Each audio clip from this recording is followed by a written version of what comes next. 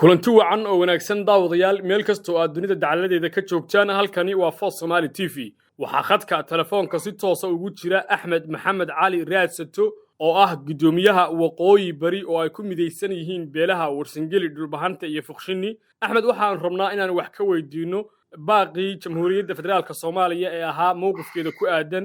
gobolada Sool Sanaag iyo Cayn Axmed waxaad ku soo dhawaataa telefishinka VOS TV يوسف وأبوي تيفي ويو محل سورفين تبع وهذا بعد يسام. هذه أبدو ما سمتهاي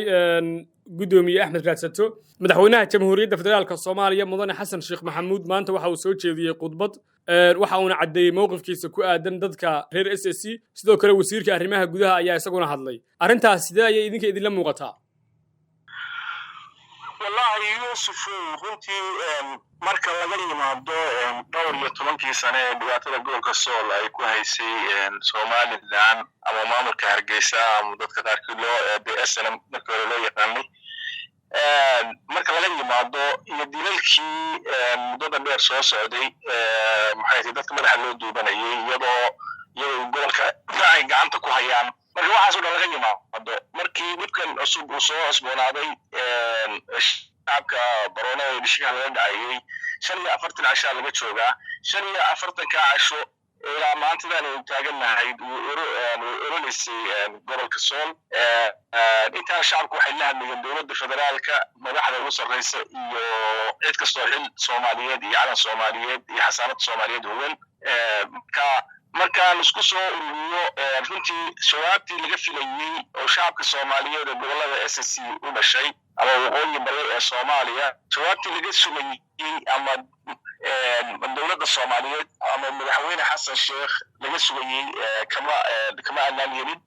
waa aad baan uga xumahay madaxweynaha iyo wasiirkuba waxa ay sheegeen dadka reer SSC inay ku jiraan xayndaabka midnimada SSC taasina dawladda federaalka Soomaaliya ay ka qaadanayso mowqif cad midnimada Soomaaliyana ay tahay lama taabtaan sidee ayaad rabteen idinku inay wax hadasho dawladdu wallahi xayndaabka Soomaaliya dhulka Soomaaliyeed qof kasta xayndaabka Soomaaliyeed waa ku jira dakhliga waan joognaa waa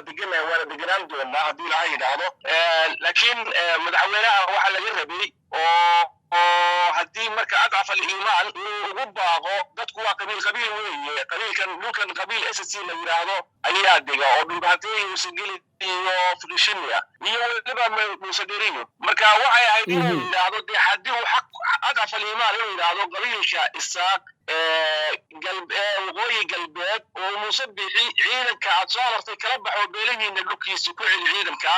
iyadoo la saacado doonaysay saacadana kula hadlayo وبينيال باكو دعاية ضد بروفيشنال هو حرفضليال أي سكوسو ريديان ما نختارنا الأسعارات يجوبها ضد كريت كاب وقلنا الأسعار ساعدنا حلي كم مدحونين معي شركة شراء نوري مركا شقاقة كده علي إنه نقطة المامو يوم ما تكسب كسر ويا يجي نختارين ما تدري رئيسه إن مدحونين Soomaaliya uu ku timaado shaqaaqa oo dadka dhinacyadu xamiiska wada hadalka hay yimaadeen arrin shacabka Soomaaliyeed iyo dibka beelaha kale ku soo duuleen in sida ugu hadlamayeen waxay dad Soomaaliyeed yihiin madaxda Soomaaliyeed ka dhexeeyay buu hayaa inuu reeraha halka jooga dib u noqdo oo yiraahdo guriyihii ku noqda dadka la culayska iyo madaxda ku garaysan kala duqaada Axmed Raasato madaxweynaha federaalka Soomaaliya dhowr jeer oo hore ayuu ka hadlay mowqifkiisa ku aadan dadkaasi reer SSC waxa uu markasta mowqifkiisu ahaa in dadka reer SSC iyo dadkaas ay dagaalamayaan ayagu wada xaajood iyo nabadgelyo ku dhameystaan maantana waxa uu madaxweynuhu sheegay oo uu yiri dadka reer SSC iyo dadkaas reer Gabil iyo Hargeysa iyagu wada xaajood ku dhameystaan arintooda madaxweynuhu maadaama uu yahay madaxweyne Soomaaliyeed oo ummadda Soomaaliyeed u dhaxeeya isla markaasina ah siyaasi iyo diblomaasi Soomaaliyeed waxaad ka sugayseen inuu yiraahdo toos uga baxdo Somaliland la saacanood mise waxaad ka sugayseen inuu yiraahdo Somaliland iyo dadka reer SSC ha wada hadleen Somaliland iyo madaxweynuhu wuxuu yahay in reer Somaliland iyo reer Sool aan wada hadli karin ee dagaal socdo dagaal kale ay soo qaadeen reer Somaliland way ku soo duuleen shacabkii maxay tahay reer SSC ku soo duuleen madaafiic iyo horiyaal biyo ku garaacayaan maatadoodii shacabkoodii madaxweynuhu taas oo yahay marka hadii uu adaf al-iimaan oo calanka Soomaaliyeed iyo kitaabka Islaamka ku dhaartay oo islaamka yahay waxay ahayd inuu yiraahdo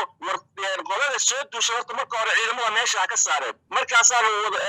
kalena inta ciidamadaas guurayaan oo galbeed ku noqonayaan maxay tahay xabad lagu ridi annagu marka xabad joojintu halkaas ka bilaaban lahay marka ciidankaas noqdo ayaan wada hadalka furayna laakiin meel gumaad ka socdo oo maxay tahay magaalo يعني أي دقنتها يعني إحنا نكون محيط بناء آدم أو ضغط كبر سديت لأن دمر يعهوري وقد على صلوا الاختيار يقول شيء الدواء القراعيو الحوينا أكبر وحنا هاي كتاب يكون عارفين بالمري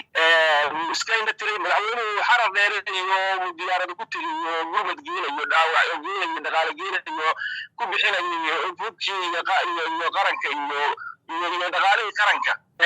إلى حرر ديره وصعد قال كعيد بشيء تلي إن شعب الصوماليين وعلى ركبنا مركب بلهام بوتي بلهام بناش وفديا مدحونا كان الصوماليين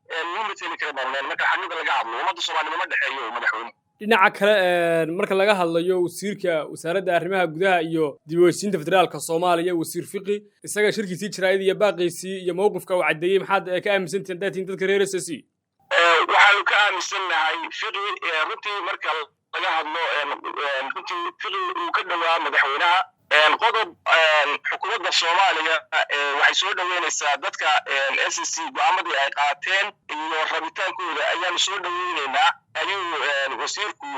tilmaamay qodobkaas ayaan maxay tahay soo dhaweynaynaa waan uga mahadcelinaynaa inay maartay xukuumaddu hadalkeedu ka duwanyahay kii madaxweynaha laakiin inta kale runtii ma caddayn maxay tahay shirka jiraayad marka qodobada kale loo soo noqdo waayo hay'adaha samafalka iyo ururada caalamiga iyo dadka Soomaaliyeed ugu baaqay inay gaarsiiyaan maxay ahayd macaawino degdega xagee loo marinayaa Soomaaliland baa joogta dhulkii Soomaaliland waxa shirka gobolada ugu dhiibaan dowladda federaalka iyo hay'adaha diiwaan marka waxay wasaaradda dowladda federaalka Soomaaliya khaasatan afhayeenka ra'iisul wasaaraha ku hadlay xukuumadda wasiir fiqi inuu tilmaamo yiraahdo dadka wax toos ah loogu geeyo waa tahay gudoomiye Axmed Raasato waxaad kamid tahay siyaasiyiinta reer SSC waxaad tahay siyaasi rugo cadaaya hadii aad qiimeyso hadalka ama baaqa dowladda federaalka Soomaaliya ee maanta soo baxay iyo sida ay aaminsan yihiin dadka reer SSC maxaad ku tilmaami lahayd dadka reer SSC guud ahaan inay ka aaminsan yihiin dowladda federaalka Soomaaliya iyo mowqifkeeda wallahi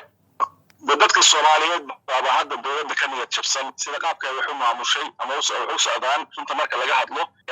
annaga dadka Soomaaliyeed baa la qabnaa dareenka waxaan noo dheer anaga culays tiyaada ah oo naga haysta maxay ahayd